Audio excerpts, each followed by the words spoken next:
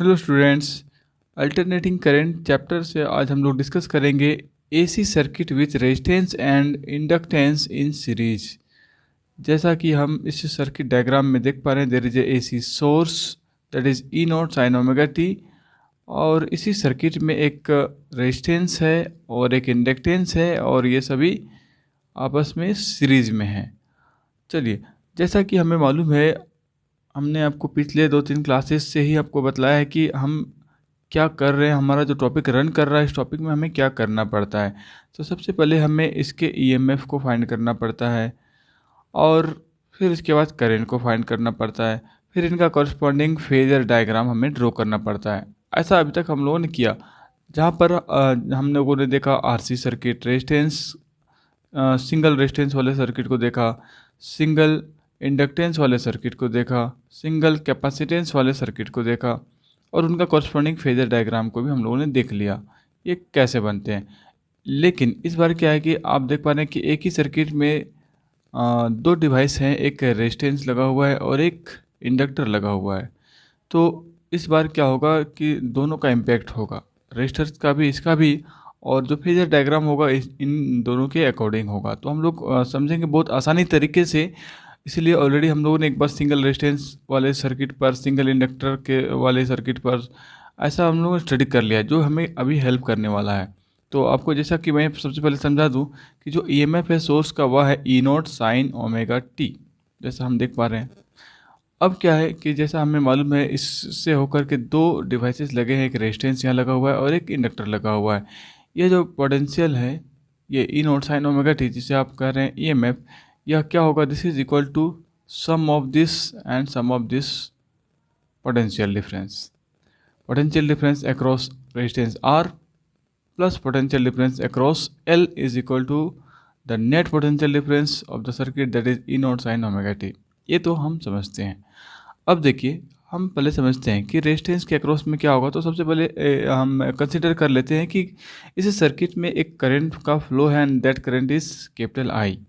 अब आपको मालूम हो गया कि अगर आपको बोला जाए कि इसके अक्रॉस में, इस रेजिस्टेंस के अक्रॉस में क्या पोटेंशियल डिफरेंस है, तो आप लिखेंगे according Ohm's law V equal to R I और I R. So you can write V R symbolise किया गया है आर रेजिस्टेंस को लेकर के, potential difference across the resistance that is equal to R I according Ohm's law.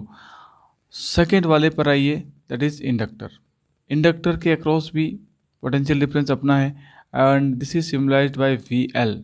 अब है यहाँ पर हम लोग ओम्स लॉ के अकॉर्डिंग ही हम लोग फिर से लिख रहे हैं, लेकिन यहाँ पर आपको आर ना लिख करके यहाँ पर एक्सएल लिखा गया है। क्यों है, तो आप थोड़ा सा रिकॉल करिए अपने ब्रेन को, जब आपने पढ़ा था AC circuit containing only an inductor. उस केसेस में हम लोगों ने पाया था कि एक्सेल क्या होता है। XL is a reactance, this is called inductive reactance. Reactance क्या करता है, it opposes the flow of current through the circuit. और ऐसा काम कौन करता है, तो ये काम रेजिस्टेंस भी करता है। तो यहाँ पर इंडक्टर के केस में यह जो एक्सेल है that is called reactance, inductive reactance which act as a resistance. और according Ohm's law we can write V L is equal to XL I. तो हम लोगों ने देख लिया कि इंडक्टर का क्या पोटेंशियल डिफरेंस है और रेजिस्टेंस का क्या है। और साथ साथ अब और देखिए आपको क्या जानना है। अब याद करिए अपने AC circuit containing a resistance आपने सबसे पहले स्टडी किया, मैंने वीडियो अपलोड कर दिया है सीक्वेंस वाइज। तो उस वक्त हम लोगों ने स्टडी किया तो हमें दिखाई पड़ा वहाँ पर ईएमएफ का जो एक्सप्रेशन है और करेंट का जो एक्सप्रेशन है, वहाँ पर क्या होता था कि ये जो आप देख पा रहे हैं ये नहीं होता था, और इसका जो पोटेंशियल डिफरेंस होता था इस ईएमएफ के बराबर होता था। और वहाँ पर हम लोग पाते थे कि जो भी फेज एंगल है इस वाले ईएमएफ का, वही फेज एंगल आई का होता था जो सर्किट का करंट होता था। दोनों का फेज एंगल सेम होता था, कहने का मतलब दोनों का जो फेजर डायग्राम में हम दिखाते हैं दोनों एक ही लाइन पर दिखाई पड़ते हैं। पहली बात ये है, दोनों का फेज एंगल सेम है, ये आप याद रखिए उस वाले टॉपिक के अकॉर्डिंग। सेकेंड, इस वाले को हम लोगों ने ऑलरेडी स्टडी किया है, AC circuit containing a single inductance only. और उसमें हम लोगों ने क्या पाया था, हम लोगों ने पाया कि अभी आप ऐसे समझिए कि अभी फ़िलहाल ये वाला रेजिस्टेंस नहीं है, ये नहीं है, सिर्फ ये इंडक्टर है और ये है, जैसा कि इससे सॉरी वाले टॉपिक में हम लोगों ने स्टडी किया है इंडक्टर के केस में, तो हम वहाँ पर देख पाते हैं कि इस वाले का जो भी पोटेंशियल डिफरेंस है वो इस ईएमएफ के बराबर होगा, क्योंकि अकेला है, दोनों आपस में पैरेलल हो जाते हैं। और उसके बाद क्या है, जब हम वहाँ पर प्रूव कर पा रहे होते हैं तब हम देख पाते हैं कि जो भी ईएमएफ है सोर्स का और जो करंट फ्लो होता है सिंगल इंडक्टर के केस में, वहाँ पर जो करंट है वह ईएमएफ से 90 डिग्री पीछे चलता है। पीछे चलने का मतलब it legs behind the EMF of the circuit. जब ये सिंगल होता है तब, कौन सिंगल होता है, इंडक्टर सिंगल होता है सर्किट में, तब की मैं बात कर रहा हूँ। तो मैंने आपको इस सिंगल रेजिस्टेंस वाले सर्किट को याद कराया, सिंगल इंडक्टर वाले सर्किट को भी याद करवाया। दोनों का जो भी करस्पॉन्डिंग होता है पोटेंशियल और करंट के बीच का फेज एंगल आपको दिख रहा है। यहाँ पर दोनों सेम एंगल पर हैं, इनके बीच का कोई एंगल नहीं है। अब ओके राइट। और इंडक्टर के केस में पोटेंशियल और करंट के बीच में 90 डिग्री बनता है। अब आप यहाँ पर ध्यान से रखेंगे। देखिए अभी आपको और थोड़ी बात मैं आपको सर्किट्स में ही समझा देता हूँ। देखिए जैसा आपने इस रेजिस्टेंस के केस में देखा होगा, the direction of EMF is equal to the direction of current, या फिर the angle of the current is equal to the direction of is equal to the phase angle of EMF. अभी आपको लग रहा होगा कि ये वीआर आपने लिखा है, ये तो ईएमएफ नेट ईएमएफ जो है सर्किट का वो आपने नहीं लिखा, E equal to E naught sine omega T वो नहीं लिखा है। तो आप ध्यान देंगे, वह जब केवल रेजिस्टेंस होता है तब तो क्या होता है कि इस वाले का जो पोटेंशियल होता है डिफरेंस वह इस सोर्स के ईएमएफ के बराबर होता है, क्योंकि ये पैरेलल होते हैं। लेकिन अभी तो इसके बराबर इसका पोटेंशियल डिफरेंस नहीं है, क्योंकि यहाँ पर दो डिवाइस लगा हुआ है। तो हमें बस यही ध्यान रखना है कि इसके अक्रॉस में क्या पोटेंशियल डिफरेंस है, इसके कॉरस्पॉन्डिंग में करंट का डायरेक्शन होगा। जो डायरेक्शन वी आर का होगा वही डायरेक्शन करंट का होगा, और उसी ढंग से जो पोटेंशियल इंडक्टर का होगा उससे 90 डिग्री लेग बिहाइंड होगा जो करंट फ्लो होगा। कहाँ से, इस वाले पार्ट से। ऐसे तो पूरा सर्किट सीरीज है तो सभी में करंट सेम है, और वह करंट इस वीएल के कंपेयर में 90 डिग्री पीछे चलेगा, और इस वाले पोटेंशियल के कंपेयर में सेम फेज एंगल मेंटेन करते हुए करंट का फ्लो होगा। अब आगे हम लोग बढ़ते हैं। Alternating EMF E is given by E equal to E naught sine omega T. जैसा कि हमें मालूम है यहाँ लिखा हुआ है सोर्स का ईएमएफ यही है। And let I is the current flowing through the circuit, right. और जैसा मैंने समझाया, V R that is the potential difference across the resistance is equal to R I according Ohm's law. Here V R and I are in same phase. ये होते हैं, हमने पहले ही पढ़ लिया है इसको। और इसके एम्पलीट्यूड को अगर लिखा जाए then we can write V naught R is equal to I naught R. आप इसको एम्पलीट्यूड बनाना चाहते हैं maximum value of potential difference, जो करंट का भी मैक्सिमम वैल्यू आप डाल देंगे, you get the expression. Next उसी ढंग से हमें करना है across the inductor potential difference is V L equal to XL I. XL is what, this is inductive reactance, या एक रेजिस्टेंस के जैसा बिहेव करता है। And here I legs behind V L, I legs behind V L by 90 degree angle. आपको दोनों का individual video देखना चाहिए। अगर आपने देख लिया तो आपको ज़रूर अच्छे से समझ में आ रहा होगा, अगर आपने नहीं देखा तो थोड़ा आपको डाउट होता होगा, तो ज़रूर आप इन दोनों वाले टॉपिक को एक बार देख लें। नेक्स्ट है, अब देखिए हम सीधे फेज डायग्राम पर पहुंचते हैं। देखिए फेज डायग्राम कैसे आपको ड्रॉ करना है और उसे मैं समझाता हूँ। देखिए आपने क्या क्या देखा, तो आपने एक ईएमएफ देखा that is E naught sine omega T. इस ईएमएफ का एंगल कितना है, ओमेगा टी है। तो सबसे पहले आपको मैंने पिछले बार ही बताया कि सबसे पहले आप ईएमएफ को दिखलाइए। तो सबसे पहले उससे पहले तो आपको वाई एक्सिस और एक्स एक्सिस आप ड्रॉ कर लिए, और ईएमएफ को सबसे पहले दिखाइए। एंगल क्या है, ओमेगा टी। एक लाइन अब मन मर्जी आप अपने ड्रॉ ऐसे करके स्ट्रेट लाइन में ड्रॉ कर लीजिए, और इस पर ईएमएफ को सिम्बलाइज करिए कि यह लाइन ईएमएफ को बदला रहा है, जो कि ओमेगा टी एंगल बनाता है। देखिए ये जो पार्ट अंदर में आप देख पा रहे हैं, दिस रेड लाइन, ये जो लाइन है, this is making omega T angle with this x axis. Correct, जैसा हमारे पास सिचुएशन है वैसा हमने कर दिया, ओमेगा टी एंगल बनाता है। यहाँ आप देख पा रहे हैं E equal to E naught sine omega T. इस ओमेगा टी के अकॉर्डिंग हमने यहाँ पर ओमेगा टी लगा दिया। अब देखिए क्या करना है, अब हमें दिखलाना है इस वाले को, इस करंट को, और इस वाले करंट को भी इस VR को भी और इस VL को, सारे फेजर्स हैं, इन्हें हमें दिखलाना है। अब ध्यान दीजिए, सबको अब मैंने समझा रखा है कि कौन लेगिंग कर रहा है, कौन सेम फेज पर जा रहा है। तो ध्यान रखना है, सबसे पहले हम लोग इस वाले को कर लेते हैं। देखिए, यह जो करंट है, यह करंट रेजिस्टेंस वाले फेजर्स के डायरेक्शन में ही होगा। सॉरी, यह जो करंट होगा सर्किट का, वह potential across the resistor vector के डायरेक्शन में ही होगा, उसी फेज एंगल में होगा, जैसा कि हम लोग यहाँ देख पा रहे हैं और हम लोगों ने पहले ये स्टडी कर लिया है। तो आपको क्या करना है, देखिए सर्किट डायग्राम में एक लाइन ड्रॉ और करिए और उस पर आप डायरेक्शन दिखाइए करंट आई, और उसी पर दिखाइए VR क्या है, potential difference across the resistance R। बहुत सिंपल है। और आपको थोड़ा सा ध्यान रखना है कि आपके दिमाग में आ रहा होगा कि ये जो है, क्योंकि जब आने वाले दिन में एग्जाम्स में आएंगे तो आपको बहुत सारे फेजर्स आप पढ़ चुके होंगे, तो आपको लगेगा कि पता नहीं कभी ये लाइन ऊपर नीचे ऐसा कुछ होता है।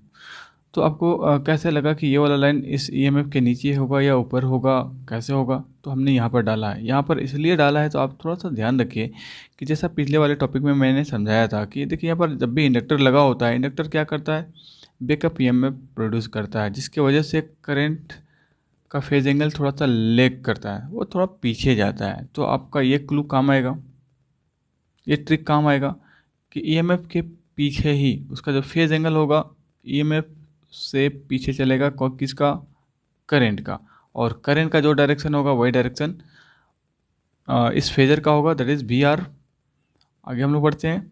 तो हम लोगों ने जैसे समझ लिया कि ये थोड़ा पीछे रहेगा, और सपोज मान लिया कि यह फाई एंगल पीछे है, इस EMF से हमने फाई एंगल पीछे दिखला दिया I को, और I के डायरेक्शन में R होता है, तो VR को भी यहीं पर हमने लिख डाला। अब आप समझ पा रहे हैं कि ये टोटल एंगल है यहाँ से इस EMF के साथ ओमेगा टी, और इसे हमने माना है फाई। तो जो रिमेनिंग एंगल है, ये जो आप देख पा रहे हैं I और VR वाला, ये एक्स एक्सिस के साथ कितना एंगल बनाएगा, तो टोटल था ओमेगा टी में आप फाई को घटाइए तो बच जाएगा ओमेगा टी माइनस फाइव। और राइट, और जैसा कि आपको मालूम है, अगर आपको करंट का एक्सप्रेशन लिखना हो तो आप क्या लिखेंगे, that will be I equal to I naught sine omega T minus five, क्योंकि यहाँ जो फेज एंगल है वह ओमेगा टी माइनस फाइव है। ओमेगा टी अगर अकेला सिर्फ होता तो ओमेगा टी लिखते हैं, प्लस होता है तो प्लस फाइव लिखते हैं, लेकिन ये माइनस है तो I equal to I naught sine omega T minus five हो जाएगा। अब रहा VL, तो हम लोगों ने यहाँ देखा ये जो VL होता है करंट के कंपेयर में, जो सर्किट का करंट है या जो करंट इसके अक्रॉस में पास हो रहा है, उससे 90 डिग्री आगे चलता है, या आप कहिए इस VL से 90 डिग्री पीछे करंट चलता है। तो ऐसा ही करिए, आपने इस I को ऑलरेडी सिम्बलाइज कर रखा है, बार बार दो अलग अलग I नहीं दिखलाएंगे, क्योंकि सर्किट का जो करंट है वह यूनिक है, अकेला है, सीरीज में चल रहा है। तो आपने I को दिखला लिया है। आप इसी लाइन पर एक परपेंडिकुलर लाइन ड्रॉ करिए इधर, जो भी आपको दिखलाना है क्लॉकवाइज सॉरी एंटी क्लॉकवाइज दिखाने का प्रयास करेंगे, अदरवाइज आप इधर नीचे नहीं 90 डिग्री बना देंगे, हमेशा एंटी क्लॉकवाइज का ध्यान रखेंगे। तो आपने एक लाइन ड्रॉ किया जो कि इस I वाले फेजर पर परपेंडिकुलर है, और यहाँ पर आप 90 डिग्री दिखला देंगे। तो इस तरह से पूरा सर्किट डायग्राम जो कि एक इस टॉपिक का, इस रेजिस्टेंस इंडक्टर सर्किट का है, उसका जो फेजर डायग्राम है वो कंप्लीट हो जाता है। तो ये बहुत बड़ा इंपॉर्टेंट पार्ट है। क्या किया गया है यहाँ पर मैं आपको फिर से समझाता हूँ।